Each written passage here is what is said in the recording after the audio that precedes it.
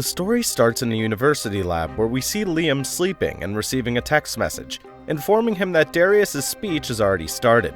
We are then transferred to that event and we see Darius on stage, talking about the million ways that humankind can die when it comes to larger scale events. And those ways could include nuclear wars, global warming, and many others. At the same time, Liam rides his bike and rushes in the amphitheater to listen to the remaining part of Darius' speech.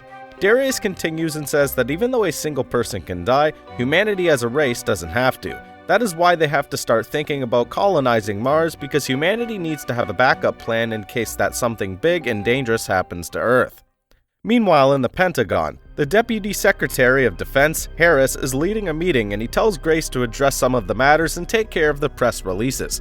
He mentions that the Russians are moving some of their nuclear equipment and tells Grace to state to the press that the Russians are just doing some maintenance work on their weapons. When the meeting is over, Harris invites Grace in his office where we realize that they have an affair. Harris tells her that her transfer request came through and it is about to happen. Grace tells him that once she is transferred, he will not be her boss anymore, and thus they will not have to keep their relationship a secret. That same night, Liam has a drink with his friends when he sees a girl he also saw earlier in Darius' speech. He approaches her and guesses that she is not a student in MIT, but a writer of sci-fi books. Jillian admits it and says she snuck up in the speech because Darius is a tech pioneer and she wouldn't have missed the opportunity to hear him talk. Jillian asks Liam what big project he is working on in MIT, and Liam says that he has created a celestial database that feeds him information on the universe, which eventually will serve as a cosmic map.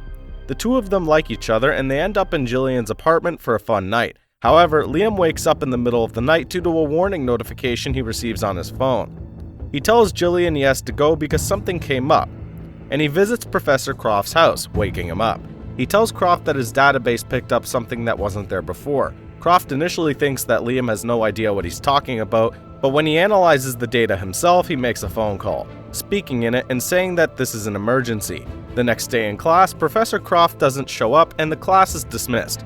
Liam rushes to the professor's house and realizes his door is already open. Liam pushes the door open and walks in, making his way to Croft's office and seeing that it is all messed up and Croft's glasses are left on his desk. Liam walks out of the house and calls the police, telling them that something is wrong. He also notices a black SUV being parked just outside the house and feels in his gut that he has to run away.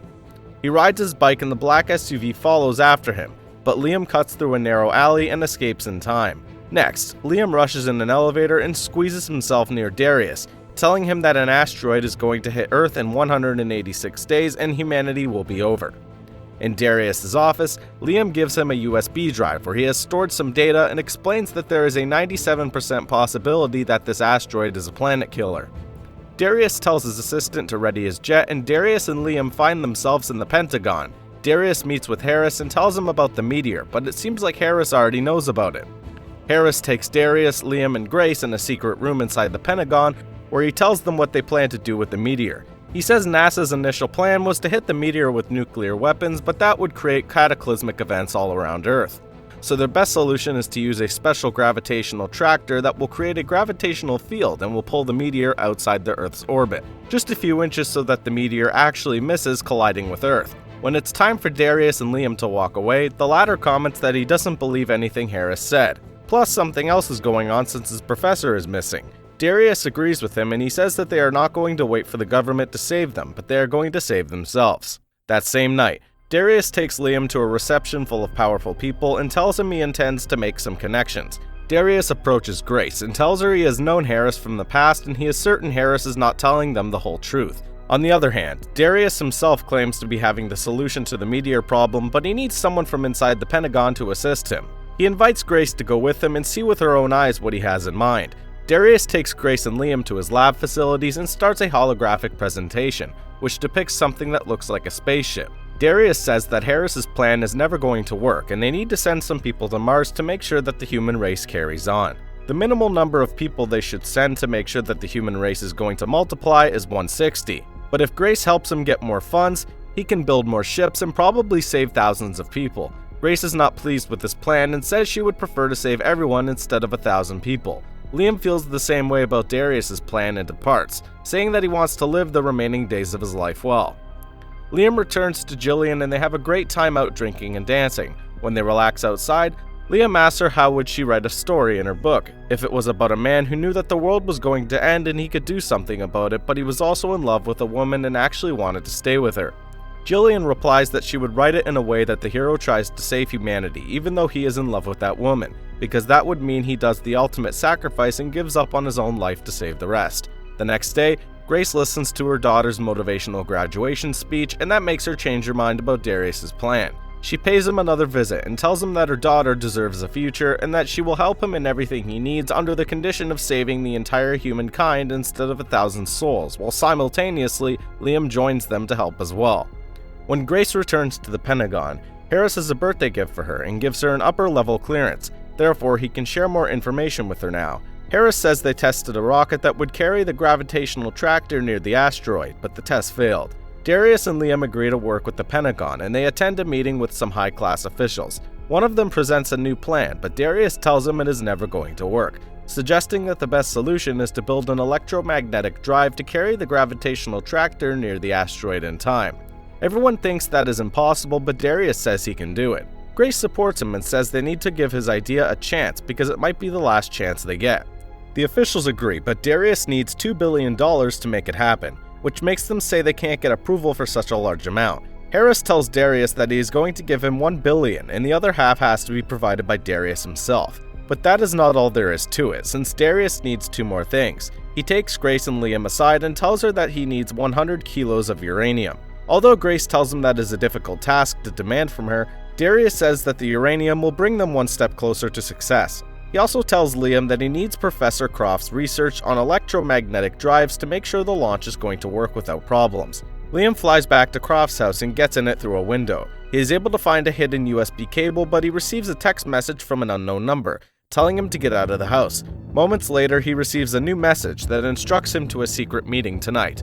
Liam gets a cab and he arrives at the meeting point later that night. Unexpectedly, Professor Croft grabs him and takes him to a pub, explaining that some people broke into his house that night when he called NASA to tell them about the data Liam gave him, and he escaped through the back window. Liam tells him that he needs him to share his research and he has a place for him where he is going to be safe.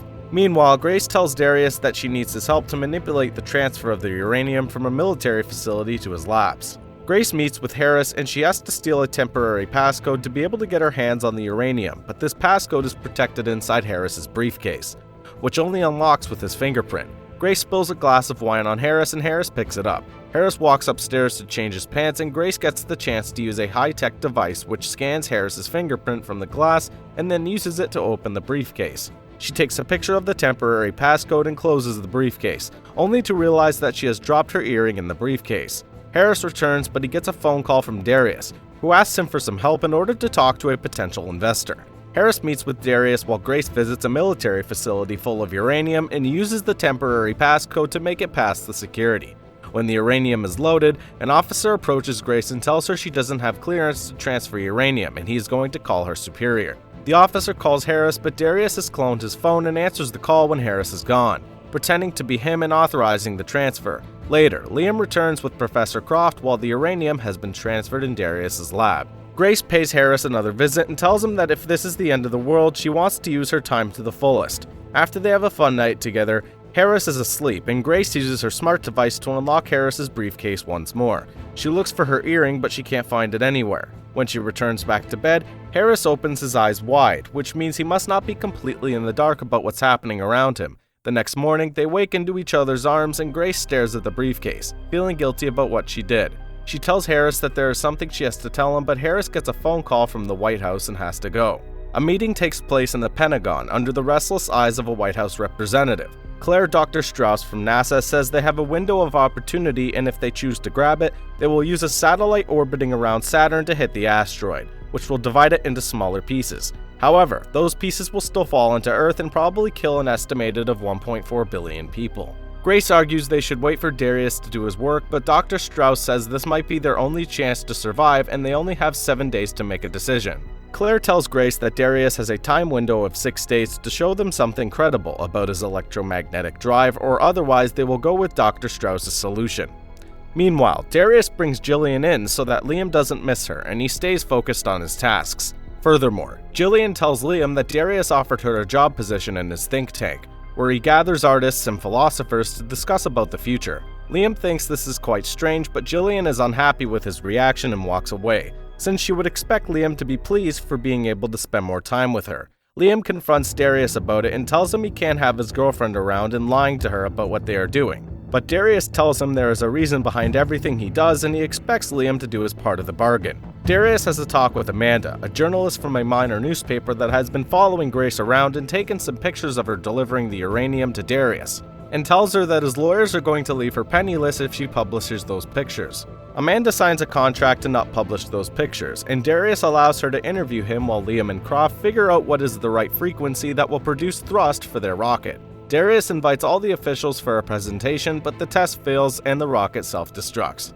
Harris and the rest of the officials gather at the Pentagon, and the president calls Harris to authorize the collision of the satellite with the asteroid. Harris gives the final order, but suddenly the satellite doesn't respond, and Dr. Strauss announces that NASA has been hacked. Subscribe and hit that like button to help our channel grow. Turn the notifications on so you won't miss any of our new videos. Thanks for watching.